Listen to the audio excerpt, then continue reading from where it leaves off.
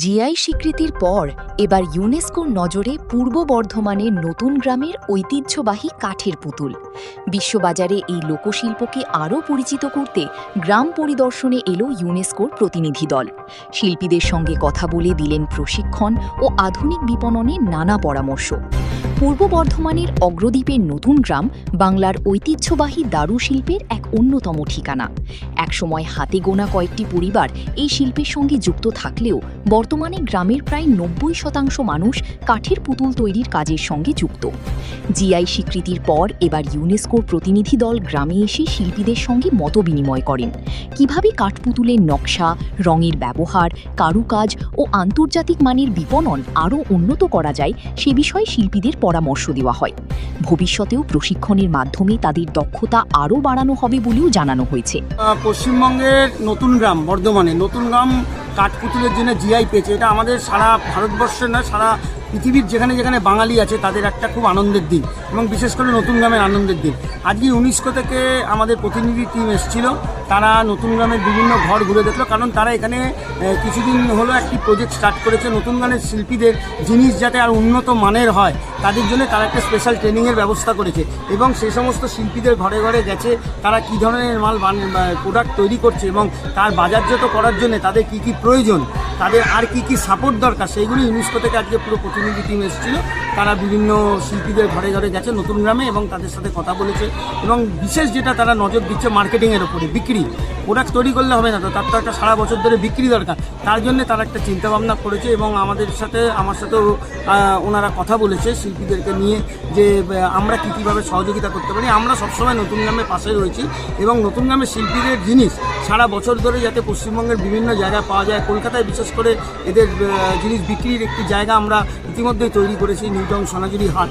এবং তাছাড়া ভারতবর্ষের বিভিন্ন জায়গায় মেলার মাধ্যমে, বিভিন্ন সোশ্যাল মিডিয়ার মাধ্যমে, বিভিন্ন অনলাইন প্ল্যাটফর্মের মাধ্যমে যাতে শিল্পীরা সরাসরি তাদের জিনিস বাজারজাত করতে পারে, তার একটা প্রক্রিয়াকরণ ইতিমধ্যেই শুরু হয়েছে।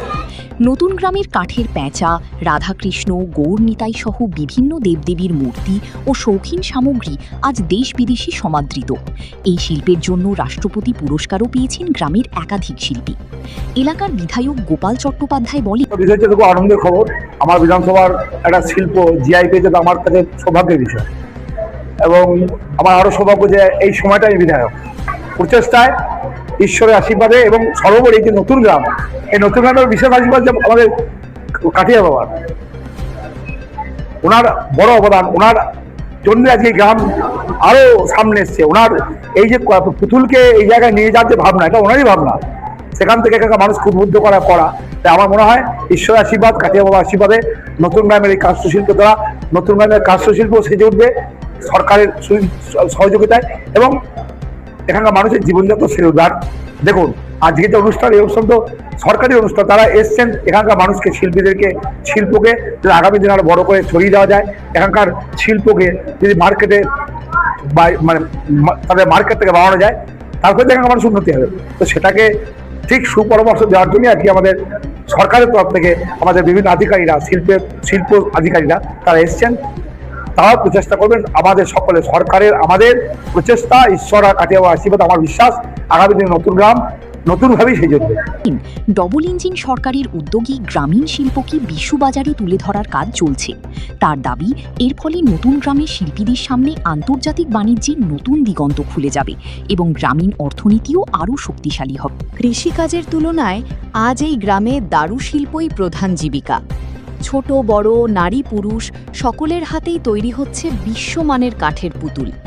আর ইউনেস্কোর এই উদ্যোগ নতুন গ্রামের ঐতিহ্যকে বিশ্বমঞ্চে আরও এক ধাপ এগিয়ে নিয়ে যাবে বলেই আশা শিল্পীদের।